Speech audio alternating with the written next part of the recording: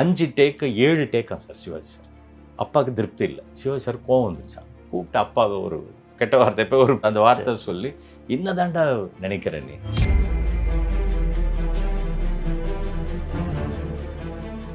பட்டிக்காடப்பட்டணமா படம் சார். ஒரு சீன் பஞ்சாயத்துல அவமானப்பட்டுருவார் சார் சிவாஜி.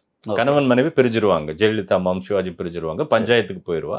அதன் பிறகு நிறைய படம் வந்தது. பஞ்சாயத்துல கேள்வி கேட்கிறது. அது தேவர் மகன் கூட. ஆமா, அது அதன் பிறகு வந்தது எல்லாமே.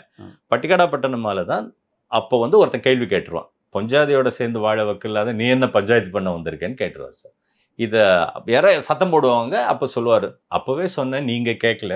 இப்ப அவன் கேட்டுட்டான்" அப்படின்னுவாரு. அப்பா கிட்ட அப்ப எல்லாமே சார் பஞ்ச் ஒன் லைனர் தான் சார். பெரிய லென்த்தி டயலாக் இருக்காது. ரொம்ப ஒன் லைனர் தான். அது நான் வசந்த மாளிகை சொல்லும்போது சொல்றேன் சார் அது.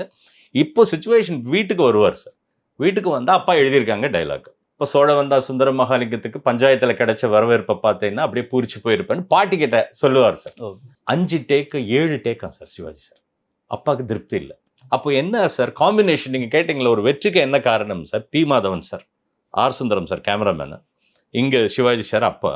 ஒரு ஷாட் முடிஞ்ச உடனே சார் சிவாஜி சார் வந்து மாதவன் சார் பார்ப்பார். மாதவன் சார் அப்பாவை பார்ப்பார் சார். அப்பா எஸ்ன்னா தான் ஓகே சார். இப்போ எவ்வளோ ஒரு ஈகோ இல்லாமல் இருந்திருக்காங்க பாருங்க. 5 டேக் ஆகுது சார், 6 டேக் ஆகுது. சிவாஜி சார் கோவம் வந்துருச்சான். கூப்பிட்டு அப்பாவை ஒரு கெட்ட வார்த்தை போய் ஒரு செல்லமா பேசுவார். அந்த வார்த்தை சொல்லி, "என்னதான்டா நினைக்கிற நீ?" "இல்லைங்க நான் இப்படி எழுதல." "அப்ப நீ எப்படி எழுதுனன்னு?" "எனக்கு ஒரு ரிதம் வேணும்னாராம் சார்." ஓகே, என்னடா ரிதம்னோடனே அப்பா வந்து அங்கே சொன்னாராம். சோழவந்தான் சுந்தர மகாலிங்க சேர்வைக்கு பஞ்சாயத்தில் கிடைச்ச வரவேற்பை பார்த்துருந்தீங்கன்னா அப்படியே பூரிச்சு போயிருப்பேன். நான் வராம போயிட்டேனே, நான் வந்திருக்கேனே உயிரோட, இப்படி போகணுமா சார்? ஓ சரி சரி.